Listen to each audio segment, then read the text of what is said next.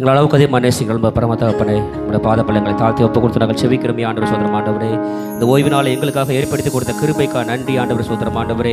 அப்போ எத்தனை மக்கள் ஆண்டவரை காணாதபடி ஆண்டவரே, அப்போ கடந்து சென்றாலும் ஆண்டவரே, எங்கள் ஒவ்வொருவருக்கும் ஆண்டவரே அப்பா ஸ்லாக்கியத்தை கொடுத்து ஆண்டவர் சோதரம் ஆண்டவரே. இம்மட்டும் ஆண்டவரே இந்த இடத்தில் ஆண்டவர் நிற்கப்படும்படியாக ஸ்லாக்கியத்தை ஏற்படுத்தி கொடுத்த கிருபைக்கா நன்றி ஆண்டவர் சோதரம் ஆண்டவரே.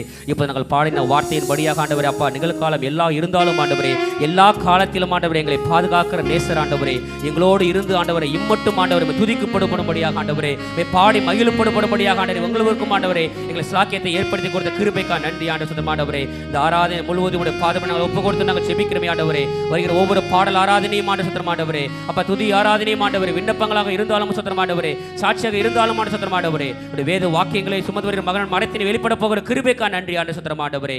சாட்சி இருக்குமால பக்தியான சாட்சிகளை ஏற்படுத்தி ஆண்டவரே, நாமத்து மகிமுள்ள சாட்சியாக ஒவ்வொரு நிறுத்த போகிற கிருபைக்கா நன்றி ஆண்டவரே. ஆமே ஆண்டவர் ஆங்காங்க இருக்கிற ஒவ்வொரு சபையிலும் ஆண்டு சுத்தம் ஆண்டவரே, மக்களை ஆண்டவரை கூட்டி சேர்க்கப்படும் நாங்கள் செபிக்கிறோம் ஆண்டவரே. 4 திசையிலிருந்து ஆண்டவரை நீ கூட்டி சேர்ப்பீராக ஆண்டவரே.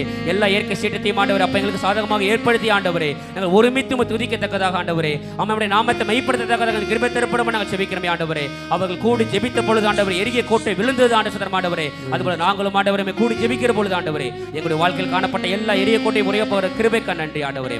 மீதியான காரியத்தோட பால பொறுத்து நாங்கள் செபிக்கிறோம். நீங்கள் ஆசீர்வதிக்க பலப்படுத்துங்க இயேசுவின் நல்ல பிதாவே.